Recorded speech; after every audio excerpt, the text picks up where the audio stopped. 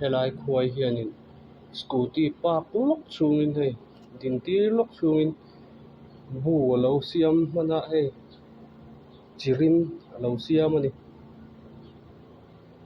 ala nong thahlap mai pu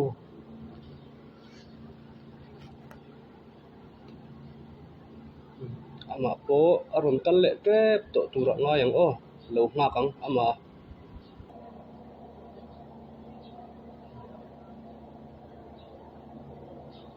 aron kheng le ta chai mai hei a bel zai tian scooty hi khal le dai don sia in sia ma hi abu hi hon sak dai don ani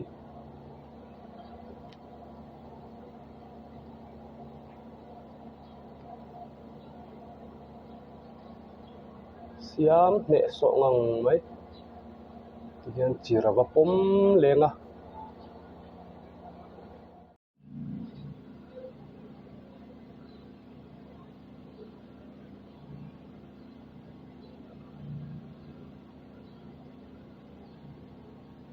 helai khoi hian hei chirwala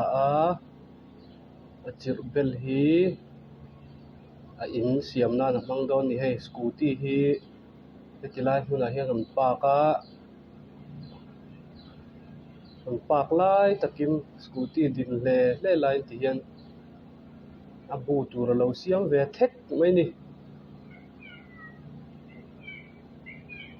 ti hian a in chok hian kan tlan ho pui le dai don sia ina sa thon don ti na ni ringot mai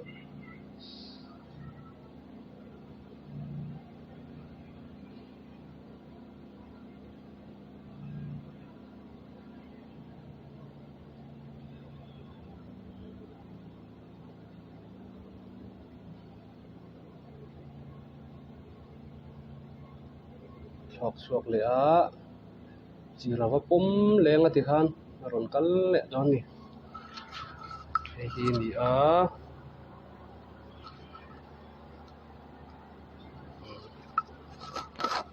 hian hoi lai chir nge ava pom don chir hi hoi lai hnai a nge lak na hnai vai deuh chu a rian yang so lai ku lai chir ku em ni lak hnai vai taka chu na wala ti riat reng mai a lo kal ho leng kan lo chang le don ni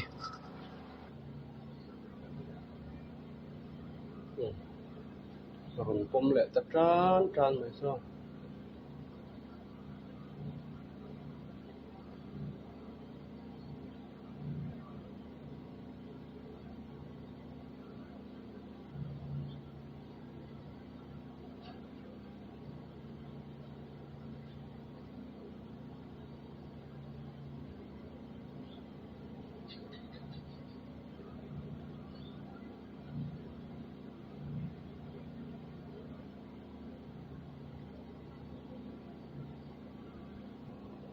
thil siam hi na mai lo ani siam thiam ani hei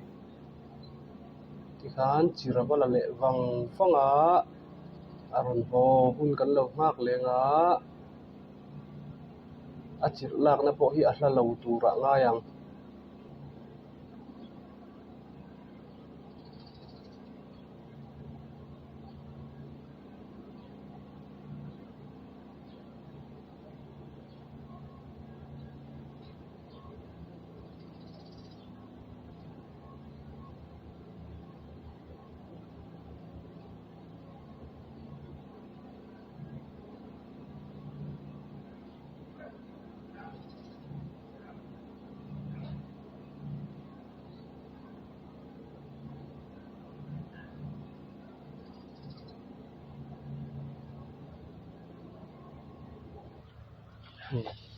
chir hi ku ti lai mi khu lo la ni ku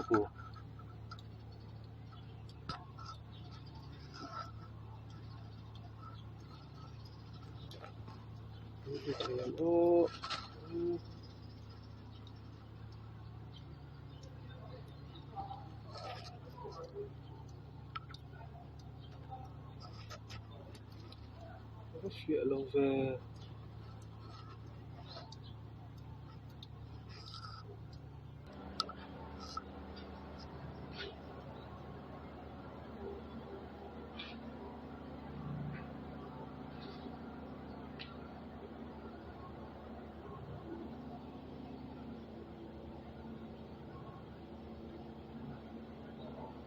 na pen le a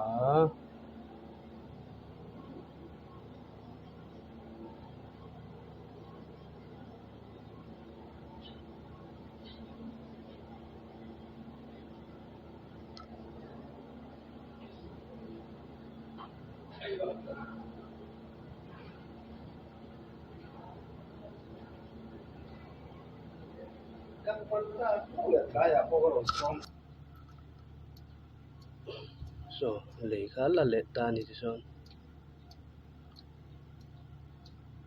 so le lak tur kha zonga so akhir le ne mai so la le do ne so lom a lum ta tal mai so tui te zuti hu zawa ke in aputin ala ka so du lo nge mu ni o so apot hi ka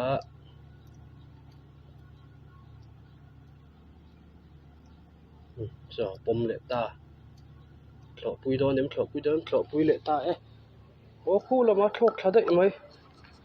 abu om lo na la ma thok tha dai mai le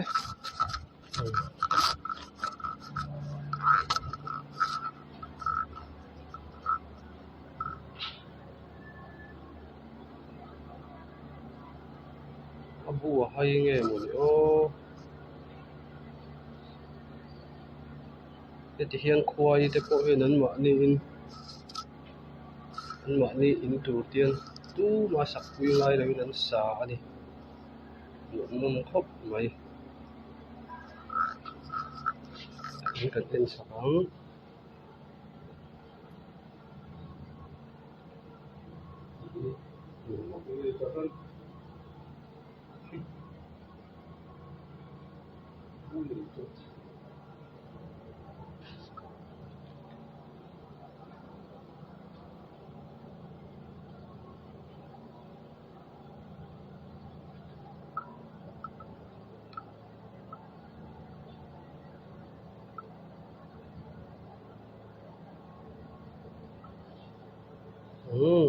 tiang kha ni